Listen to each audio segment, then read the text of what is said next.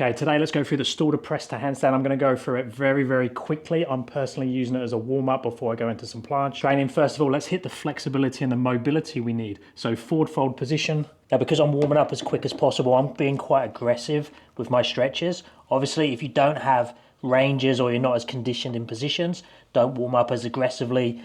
Choose easier variations. So I'm going from this bent knee position, I'm holding onto the bar, and this is maxing me out pretty quick in this position, with the goal being to get full grip, full fist on the bar and straighten the legs fully.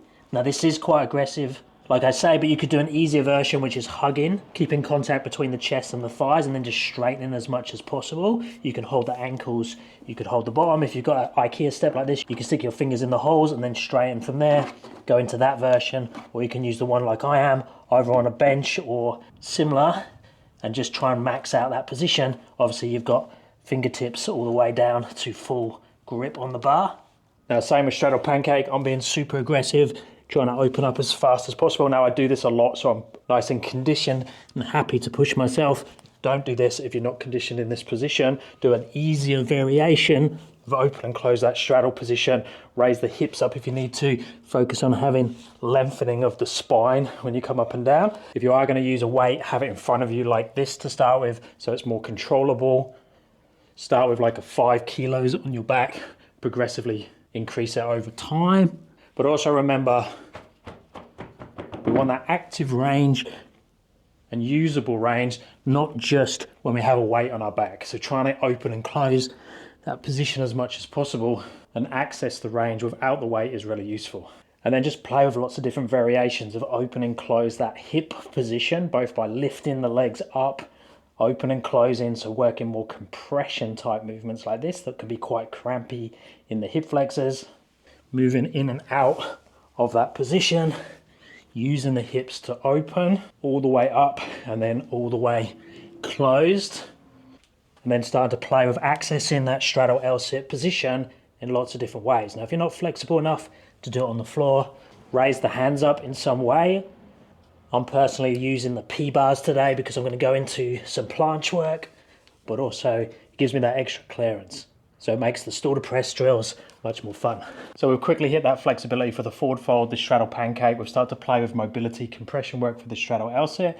Next, let's go in a couple of drills. So the eccentrics are going to really open up the full pathway, but it's also going to warm up the handstand. So warm up that freestanding handstand, make sure that's nice and controlled, opening up to your straddle handstand, and then slowly coming down, rolling through the spine.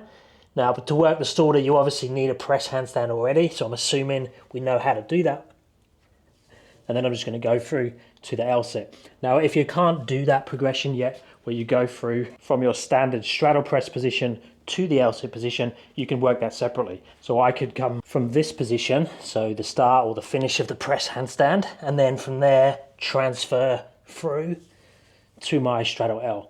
And if you still struggle with that, you could raise the hands up, you could put sliders on the floor or socks on a smooth floor and slide through to the L-sit. A common thing that will happen is you'll get through, but then when you open the legs up, you'll fall backwards and fall down. So one of the things I would recommend you do is keep the knees bent until the momentum stops. So come through to here, and notice toes are still touching the floor. Momentum stops, then I extend the legs.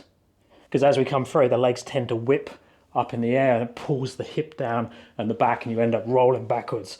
So you can either do it in one movement that comes from the handstand position through the full range eccentric to the straddle L-sit and then add the hold in at the bottom, or if you can't make that, just separate it. So do the attempt of coming down as slow as possible and then do another entry into a straddle L-sit hold, so you're at least ticking off both components, and then over time you can merge that into one movement. And then we just need to test what we have to work with in terms of the concentric. So I would just recommend going into the position, push in, seeing if you can get up and make it through the concentric. If you can, awesome.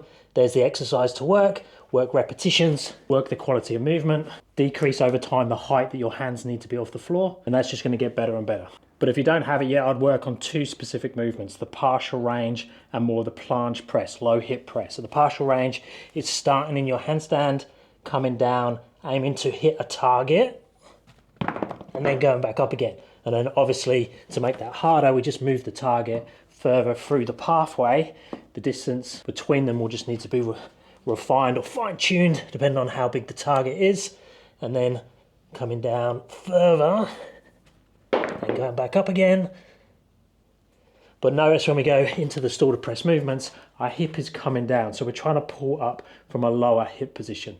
So if we practice things like tuck presses, planche presses, where my hip is here instead of up here, then that's going to help with the strength requirements for the stool to press, just from bringing that hip down lower and the shoulders forwards. So a nice way to slowly work towards that lower hip press position is to raise the hips slower.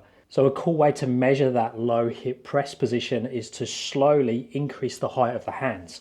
So if I can press here, now my hip is lower than they would be if my hands are on the floor. If I can press up from there, that means that I'm getting closer or lower down with the hip towards the stool to press position. If I keep raising the hands up in the air, then my hip is getting lower and lower and lower, relevant to the height of my hands. And I can keep going with that until I get closer to the actual stool to press position.